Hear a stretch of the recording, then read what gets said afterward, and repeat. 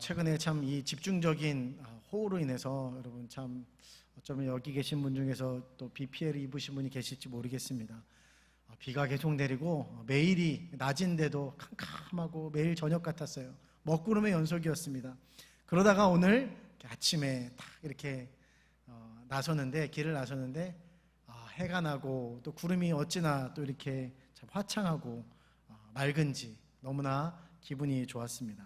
너무나 오랜만에 보는 맑은 날씨, 화창한 날씨다 보니까 참 모두가 이 빛이 참 소중하게 느껴지지 않았을까 생각이 되었습니다.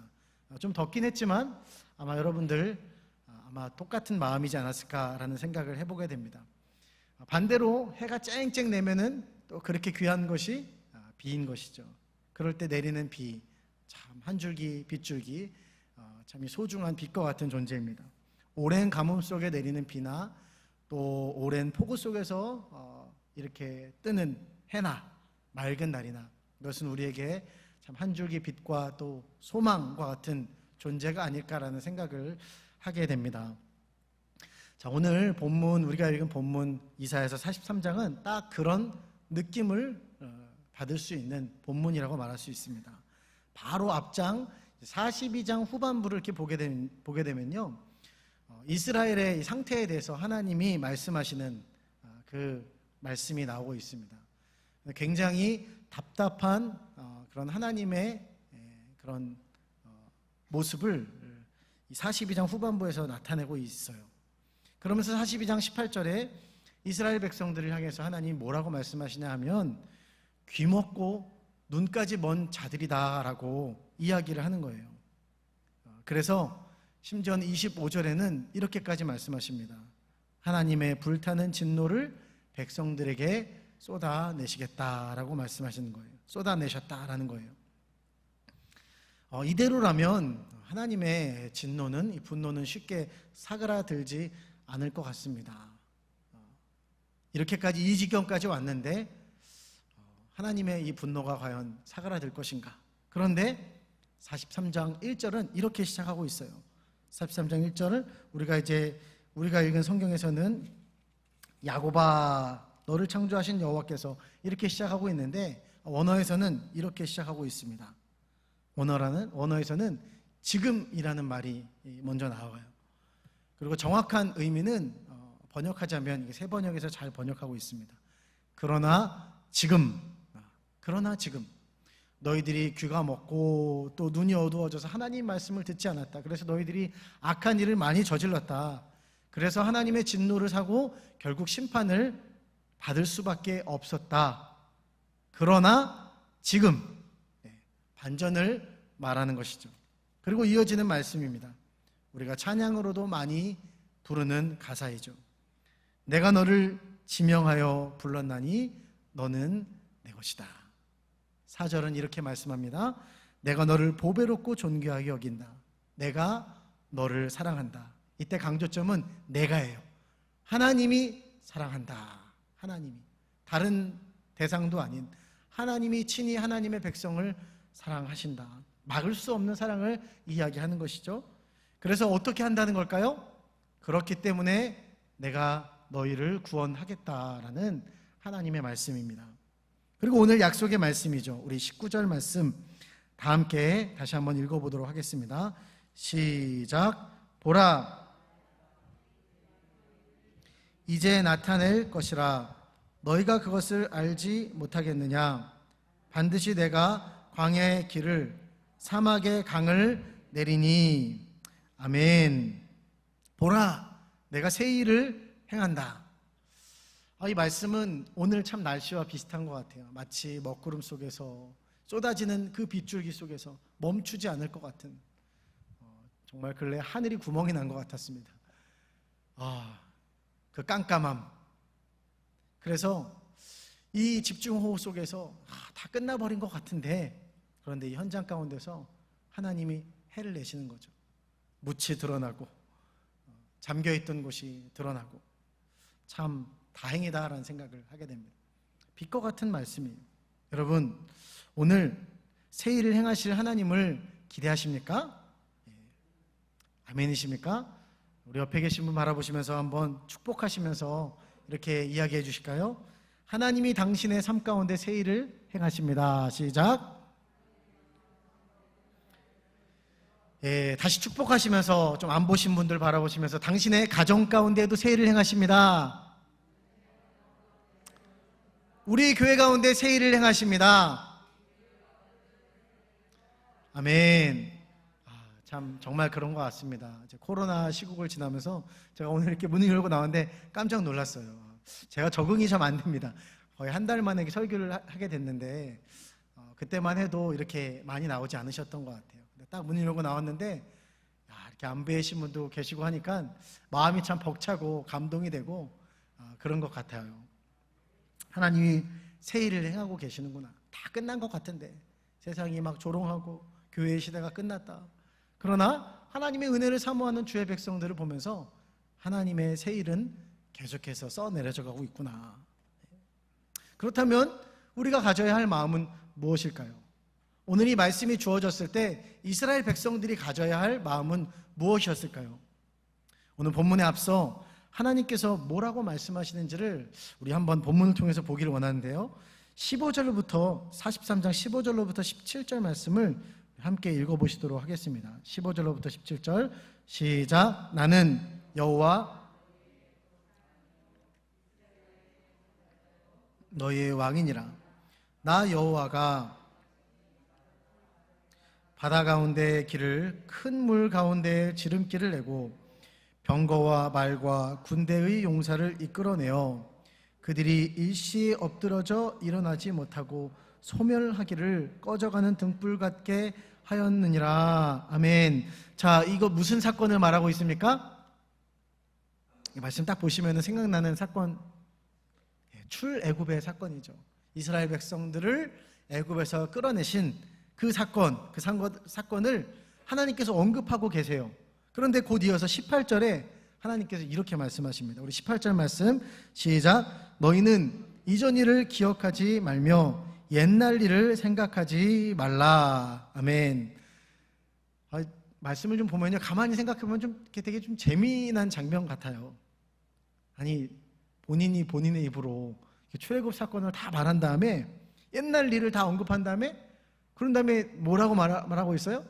이거 잊어버려라. 그런 생각을 해봤습니다. 그럼 뭐하러 그걸 얘기를 했을까? 차라리 그걸 얘기하지 않는 편이 낫지 않을까? 라는 생각을 좀 해보게 되었습니다. 꼭 이러는 것 같아요. 왕년에 내가 이랬어. 그런데 뭐 그냥 그랬다는 거야. 그냥 잊어버려. 그럼 뭐하러 얘기한 거야? 때로는 이런 말들이 좋은 이야기일 수도 있지만 나쁜 이야기일 경우에는 이게 긁어부스럼 되는 이야기가 될 수 있습니다. 그래서 괜한 논쟁거리가 되고 또 다툼거리가 되는, 부부 사이에서 옛날 일 얘기하다가 심하게 다투고 뭐 이런 일들이 일어나는 거죠. 아유, 참 말을 하지 말지. 차라리 왜 그런 이야기를 할까? 한 10까지 올리셔야 됩니다. 네. 좀 더 올리셔도 됩니다. 네. 생각보다 많이 올리셔야 돼요. 예. 방향을 좀 이렇게, 예, 그렇죠. 네. 아유, 죄송합니다. 제가 더 일찍 와서 했었어야 되는데, 네, 많이 더우실 텐데. 네. 아무튼 그런 것이 있죠. 차라리 말을 하지 말지. 우리 삶의 속에서도 그런 이야기를 언급하는 사람들을 보면서 우리가 이런 생각을 할 때가 참 있다라는 것이죠. 그런데 오늘 말씀은 하나님 말씀은 그냥 이거 기억에서 지워버리라 하는 그런 의미가 아니라는 거예요. 어떻게 여러분 이스라엘 백성들이 출애굽 사건을 지워버리고 잊어버릴 수 있겠습니까? 하나님은 그렇다면 그걸 언급하지 않으셨겠죠. 하나님이 이 사건을 언급하셨다는 것은 지워버리라는 것이 아닌 것이죠. 이것은 여러분 이렇게 이해하는 것이 좋습니다. 여러분 미국의 유명한 영화 감독 하면 떠오르는 인물이 누가 있죠? 스티븐 스필버그, 다 알고 계시죠? 그가 만든 영화들의 목록입니다. 조스, 상어 나오는 그 조스 아시죠? E.T., 인디아나 존스, 백투더 퓨처는 감독이 아니라 제작을 하셨다 그러고요. 주라기 공원, 또 쉰들러 리스트, 맨인 블랙, 라이언 일병 구하기, 트랜스포머. 여러분 이름만 들어보셔도 물론 영화를 안 좋아하시는 분도 있겠지만 하나 정도는 다 아실 만한 참 뛰어난 작품이라고 말할 수 있습니다. 중요한 것은 무엇이냐? 지금 말하고 있는 이 작품들 외에 더 있는데 그것들 하나하나가 다 뛰어난 명작이라는 거예요. 그것은 하나하나가 다 비교 불가의 작품이라는 것입니다. 스케일이 크든 아니면 잔잔한 것이든 그 나름대로의 굉장히 훌륭한 작품이다라는 것이에요. 왜일까요?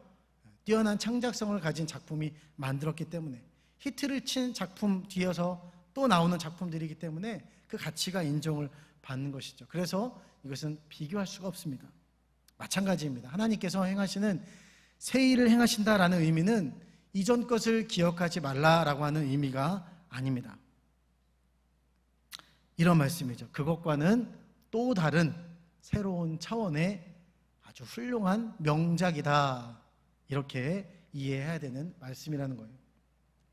오히려 이전 작품을 생각해 볼 때, 출애굽의 사건을 생각해 볼 때 하나님께서 이제 행하실 새로운 일이 무엇이냐면 바벨론의 포로에서 끌어나오는 거예요. 그 바벨론의 포로에서 끌어나오는 것은 더 기대가 되는, 왜냐하면 애굽에서 건져내셨기 때문에, 그런 기적적인 방법으로 구원하셨기 때문에, 여러분 역사적으로 볼 때도 이것이 입증이 된 것이죠. 바벨론의 느부갓네살이 다스리는 바벨론이 바사왕 고레스에 의해서, 원래 이 바사라고 하는 제국이 처음부터 뭐 큰 나라가 아니라 작은 나라였다라는 거죠. 그런데 메대를 점령하고, 그리고 거의 그 바벨론을 점령할 때는 거의 피를 흘리지 않고 입성을 했다라는 것입니다. 하나님의 기적적인 방법, 이거 인간의 생각으로는 도저히 상상할 수 없는 방법인 것이죠. 홍해를 가르고 그런 하나님의 기적적인 만나와 메추라기 이런 사건과는 또 다르게, 이 바벨론의 사건 가운데는 또 이것을 경험한 사람들에게 있어서는 야, 하나님 정말 대단하시다, 하나님은 또 명작을 만들으셨구나, 어마어마한 일이라는 것입니다. 그래서 하나님께서 오늘 이렇게 말씀하시는 것, 새 일을 행하신다라는 것은 이렇게 말씀하시는 것과 비슷한 것 같아요.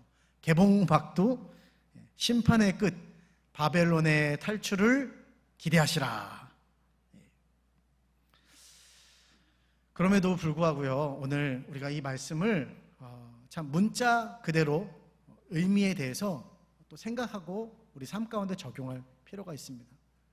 18절에 하나님께서 말씀하신 것 같이 이전 것은 잊어버려라, 이전 일을 기억하지 말며 옛날 일을 생각하지 말라.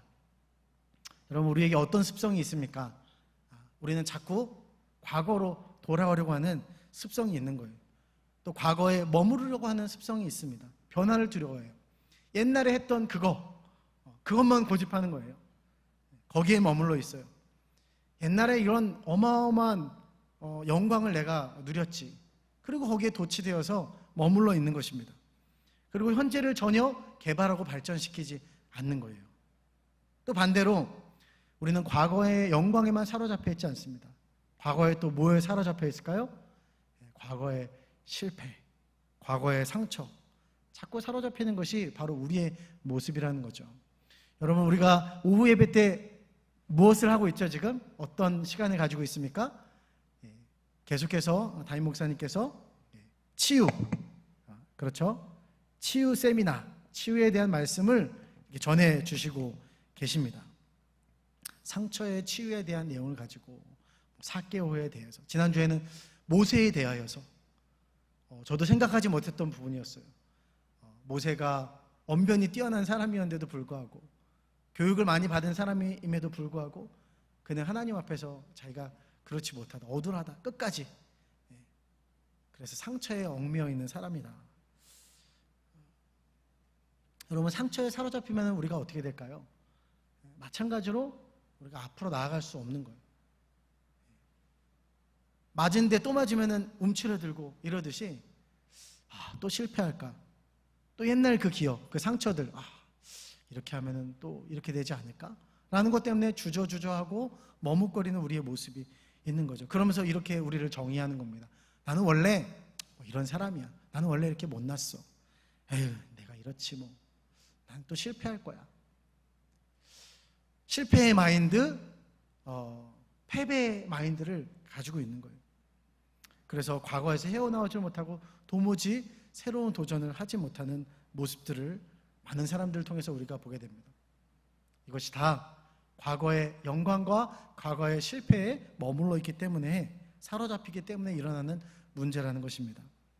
오늘 성경은요, 문자 그대로 과거를 잊어버려라 라고 말씀하고 있는 거예요. 특별히 오늘 말씀의 강조는 과거의 실패, 이스라엘 백성들이 포로에 사로잡혔기 때문에 거기에 강조점이 있습니다. 그것은 무엇일까요? 역사를 다 잊어버려라. 어느 누가 말했죠. 역사를 잊은 민족은 미래가 없다. 그런 의미가 아니라 역사를 잊어버려서는 안 되죠. 그것이 아니라 과거 지향적인 삶을 벗어버려야 된다라는 말씀이에요. 하나님 오늘 우리에게 이렇게 말씀하시는 것이죠. 하나님이 행하신 과거의 사건을 바탕으로 이제 하나님이 하실 또 다른 일을 기대하고 현재의 삶에 새로운 의미를 부여하고 미래지향적인 삶을 살아야 한다. 존경하는 어떤 선교사님께서 이렇게 나눔을 하는 가운데 나눠주셨던 이야기가 참 제 마음을 이렇게 울렸던 것 같아요. 그분은 참 여러모로 참 존경받을 만한 사역의 업적도 남기고 또 말씀을 전하는 사역자로서 말씀에 참 깊이가 있는 그런 말씀을 전하시는 참 존경받을 만한 선교사님입니다. 그런데 그분이 이렇게 말씀하시는 거예요. 자신의 오늘의 고민이 무엇이냐? 그 고민은 저희가 생각했을 때는 사람들이 잘 이렇게 복음을 안 들어서 사역이 잘 일어나지 않는 것, 이런 문제들에 대해서 한번 좀 생각을 해보았어요. 근데 그분이 이런 얘기를 하시는 거예요. 자신의 고민은 늘 똑같이 이 일상이 반복이 되는데 이 반복되는 일상 속에서 늘 새롭게 무언가 보여지기를 원한다. 이 반복되는 일상이 새롭게 보여지기를 원한다.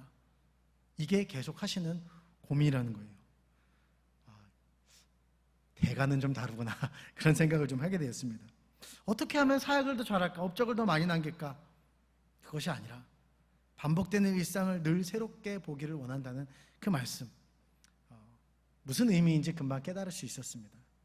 그것은 무엇이냐면 늘 새로우신 하나님을 만남으로, 매일 그 하나님과 동행함으로 그 하나님과의 만남을 통해서 새롭게 상황을 바라보고 또 사람을 바라보고 싶다는, 그렇게 사람을 사랑하고 상황을 사랑하고 그렇게 매일을 정말 새롭게, 늘 새롭게 사랑하고 싶다라고 하는 참 귀한 고백이었던 것이죠.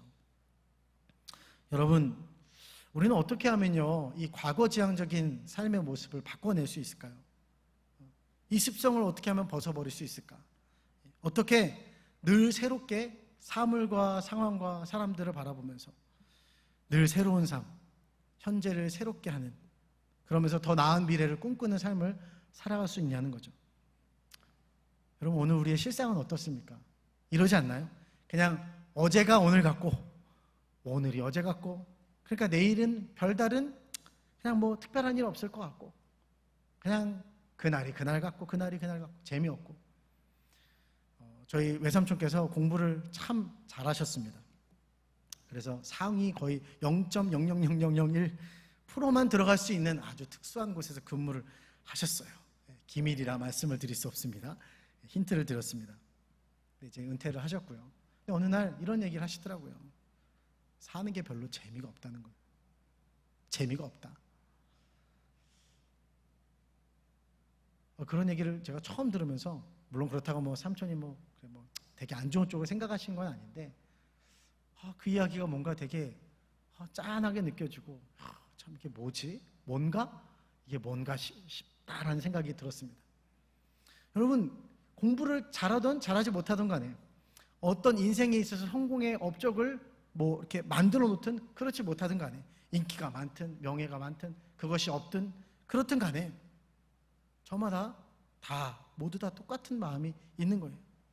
그냥 반복되는 일상, 새롭지 않다, 무료하다, 재미없다.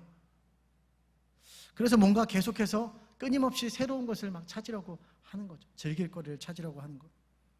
그러나 그것이 처음에는 새롭지만 그것을 누릴 때, 그것을 손에 쥐을 때 여러분 그것이 계속해서 즐겁습니까? 문제는 그렇지 않다는 거죠. 그것도 또 하나의 똑같은 일상이 되는 거죠.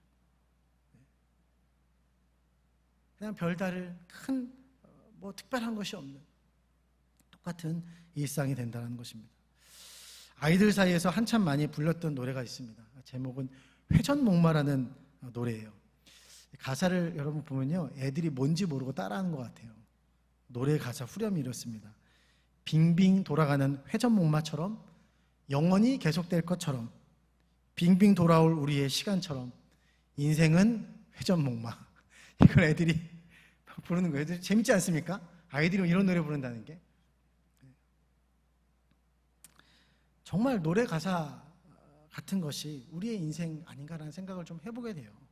맨날 돌고 도는 다람쥐 쳇바퀴 돌듯이 끝이 보이질 않습니다. 노래 가사처럼 끝이 안 보이고 답답하고 재미없게 보인다? 그것은 지금 우리가 뭔가 삶을 하나님 앞에서 올바로 살지 못하고 있다는 것을 증명하고 있는 거죠. 우리의 삶을 제대로 해석하지 못하고, 새롭게 해석하지 못하고 미래지향적인 삶을 살아가고 있지 않다라는 것, 과거지향적인 삶을 살아가고 있다는 것을 우리가 증명하는 것이죠. 오늘 이러한 삶을 청산하는 것에 대해서 성경은 말하고 있습니다. 하나님은 새 일을 행하시는 분이시다. 할렐루야. 43장에 곳곳에 하나님은 자신이 어떤 분인지 이렇게 이야기하고 있어요. 그 중에 정말 중요한 말씀, 하나님은 창조자다. 여러분 믿으십니까? 하나님은 창조자라는 거예요. 그래서 오늘도 그분은 새 일을 행하시고 있다. 오늘 이렇게 해서 본문에 이런 내용이 이어지는 거죠. 내가 창조자이기 때문에 오늘도 새 일을 행하고 있다. 그래서 우리가 창조적 존재로 살아가는 방법은 무엇일까요? 미래지향적인 창조적인 그런 존재로 우리가 살아가는 방법은 무엇일까요? 그것은 우리 자신에게 있는 것이 아니죠. 어떤 상황에 있는 것이 아니죠. 새 일을 행하시는 창조주 하나님을 바라볼 때, 그 창조주 하나님, 새 일을 행하시는 창조주 하나님 안에 있을 때, 우리는 그분 안에서 살아갈 때, 선교사님이 말씀하시는 것처럼 그 해답을 하나님 안에서 찾는 것입니다. 사랑하는 여러분 창조적 존재로 살아가기를 원하십니까? 고린도후서 5장 17절은 이렇게 말하고 있어요. 그런즉 누구든지 그리스도 안에 있으면 새로운 피조물이라. 이전 것은 지나갔으니 보라 새 것이 되었도다. 할렐루야. 여러분이 그건 목사님 말씀이고요, 이상적인 거죠. 제 나이가 먹었는데 제가 이렇게 새롭게 해야 될 필요가 있겠습니까? 이렇게 생각하고 계신 분이 여기는 없을 줄 믿습니다. 그런 생각을 가지신 분이 계실지 몰라요. 그런데 여러분 오늘 하나님 말씀 우리에게 분명히 말하고 있어요. 보라 새 것이 되었도다. 하나님 안에 있으면 누구든지 새로운 피조물이라, 새 창조, 새 일을 행하는 자들이라는 거예요. 그렇게 되어야 한다라는 것입니다. 성경은 분명히 말씀하죠. 우리는 새로운 존재들이다. 여러분 한번 따라해 보실까요? 나는 새로운 존재다.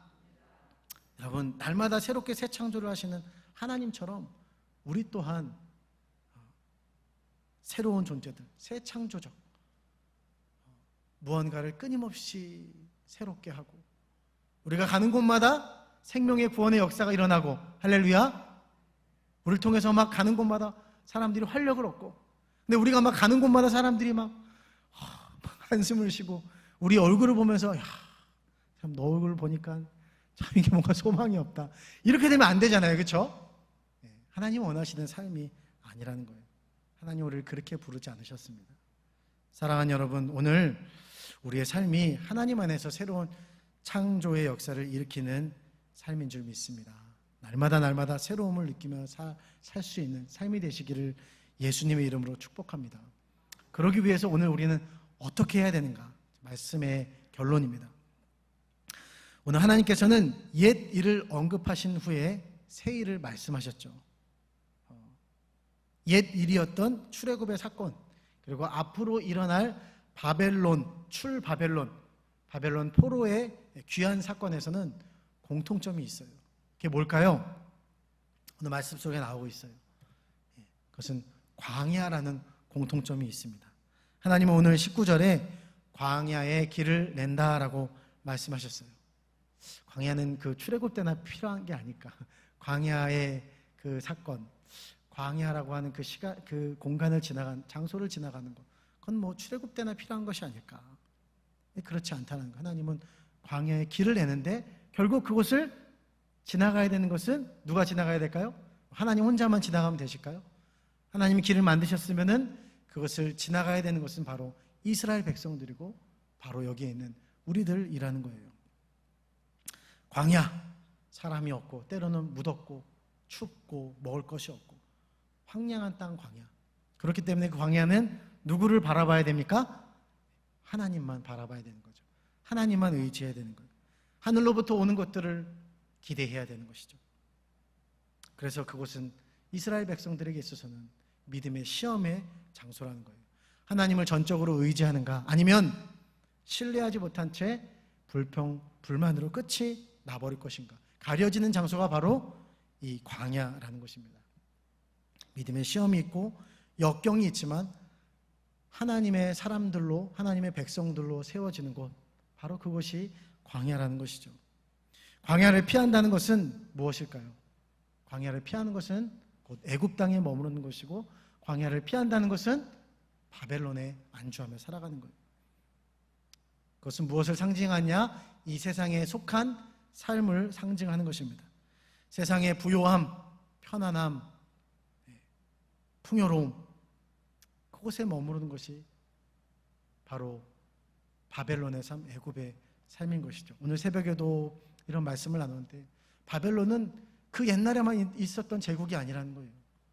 오늘날 우리에게도, 우리가 다 그렇게 살아가잖아요. 있는데도 불구하고 더 가지려고 하고 막 투자하는데, 그래서 이득을 얻는데, 내가 이득을 얻는 대신 누군가는 피눈물을 흘리게 되고, 학교에서는 막 폭력으로 센 아이들이 약한 아이들을 괴롭히고 그들로 하여금 괴롭게 만들고, 이게 지금 이 세상의 문화, 바벨론의 문화 아니겠습니까? 그리고 그곳에서 어떻게든 살아남아서 결국 얻어지는 그 부요함, 풍요로움, 평안함, 거기에 안정감을 누리고 살아가는 것, 여러분, 그것은 하나님이 우리에게 허락하신 삶이 아닌 거예요. 그것은 광야의 삶이 아닙니다. 하나님이 기뻐하시는 성도의 삶이 아니라는 것이죠. 하나님은 우리에게 날마다 새로운 삶을 살도록 새 창조의 역사를 일으키시도록 우리를 부르신 줄 믿습니다. 그렇기 때문에 하나님은 우리를 초청하시는 거예요. 하나님을 의지하는, 하나님만 바라보는 광야로 초청하시는 것입니다. 오늘 여러분의 광야는 어디입니까? 예수님이 광야에서 시험 받으시고 그곳에서 그 시험을 위해서 기도하셨던 것처럼, 예수님이 제자들과 무리들을 떠나서 한적한 광야 같은 곳에서 기도하셨던 것처럼, 여러분, 광야는 하나님과 독대하는 기도의 자리는 아닐까요? 또 어떤 사람들에게 있어서는 무너진 예배를 회복하는 그 장소, 우리가 직면해야 되는, 하나님을 만나기 위해서 어떤 다른 사람의 도움, 시스템, 교회라고 한 한정된 장소, 이것이 아니라 내가 회복해야 될 예배의 자리는 아니라는 것입니다. 예배의 처소는 아니라는 것이죠. 또 때로는 어떤 사람들에게서는 복음을 전하는 자리가 광야일 수 있습니다. 부당한 이득을 볼 수 있지만, 손쉽게 얻을 수 있지만 그것을 거절하는 것, 그 자리가 광야일 수 있습니다. 어쩌면 매 순간순간이 여러분 광야일 수도 있겠습니다. 여러분의 광야는 어디입니까? 중요한 것은 우리가 힘들지만, 쉽지 않지만 그 광야를 선택한다면 하나님은 우리에게 약속하시는 거예요. 창조주 하나님 안에서, 새 창조를, 역사를 일으키시는 그 하나님 안에서 우리가 날마다 새로워지는 것, 날마다 하나님의 역사를 경험하면서 우리의 속사람이 날마다 주 안에서 변화되어지는 것, 창조적인 존재로 우리를 살아가게 하신다라는 것이죠. 사랑하는 성도 여러분, 하나님은 새 일을 행하시는 분이십니다. 그분은 우리의 삶 속에서 늘 명작, 대작을 만들어 가시는 하나님이신 줄 믿습니다. 여러분, 하나님을 기대하시기 바랍니다. 그리고 믿음으로 하나님을 바라보는 그 광야로 나아가는 복된 성도님 되시기를 예수님의 이름으로 축복합니다. 오늘 우리의 삶의 자리는 어디에 있습니까? 우리가 있어야 될 자리는 어디입니까? 여러분, 소원하고 바라기는 하나님이 기뻐하시는 그 자리에 날마다 하나님의 창조의 역사를 경험하는 복된 성도님들 되시기를 주님의 이름으로 축복합니다. 우리 기도하시겠습니다.